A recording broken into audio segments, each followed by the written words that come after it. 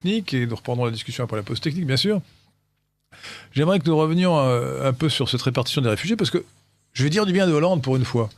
Parce que par rapport à Angela... Écoutez, Hollande est épouvantable, mais Angela Merkel nous ferait presque considérer Hollande comme sympathique. Angela Merkel est une folle furieuse à la tête de l'Allemagne. Elle a dit nous y arriverons, et elle a ouvert elle a fait deux choses. D'une part, elle a ouvert juridiquement et politiquement grandes les portes d'entrée en Allemagne aux migrants envahisseurs, et deuxièmement, elle a tenu un discours d'appel à l'invasion. Si bien que 1 million de migrants envahisseurs se sont installés en Allemagne en 2015. En France, 26 000 seulement. Alors vous me direz que c'est aussi... Oui, selon les chiffres gouvernementaux. Ah bah oui, d'accord, mais bon, je parle des migrants envahisseurs qui réclament, qui ensuite se disent réfugiés et réclament le droit d'asile. Donc c'est sans commune mesure. On est quand même dans un rapport de 1 à 30 ou de 1 à 20 ou de 1 à 10. Donc ce gouvernement a très mal agi, mais par rapport à ce qu'il aurait pu faire s'il avait fait comme Mme Merkel...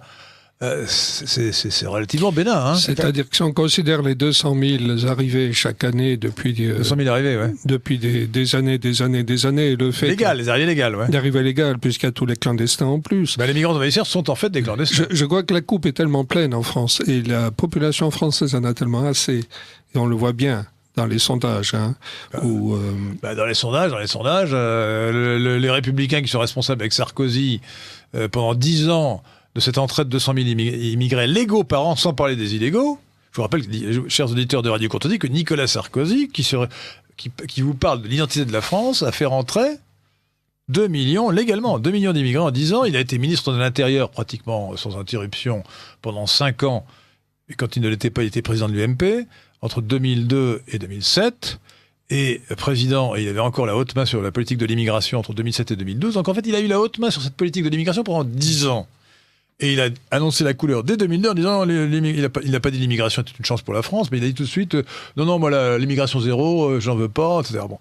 Et sa politique a été s'est traduite par le fait qu'il y a eu une accélération de l'immigration légale. C'était 100 à 150 000 sous Jospin avant 2002. Avec Sarkozy, c'est passé à 200 000 par an. Alors évidemment, Hollande n'a pas ralenti le rythme.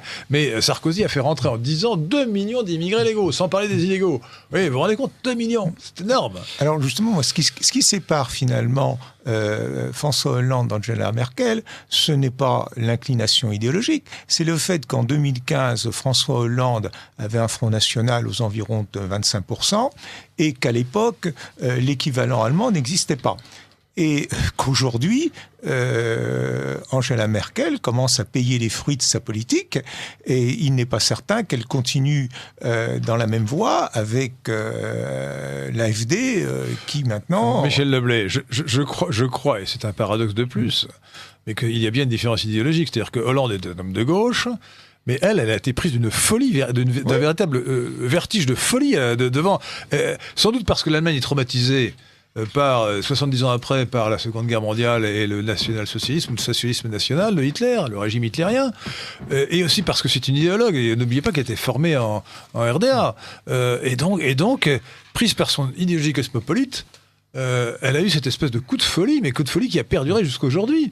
Et Hollande est beaucoup plus réaliste. Alors, non, vraiment, je crois qu'il y a une différence. Il y a une différence idéologique. Alors, il y a quand même un autre élément. Excusez-moi, parce que j'ai parlé de paradoxe, je ne l'ai pas justifié.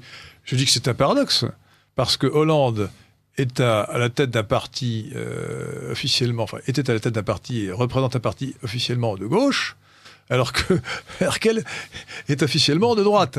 Et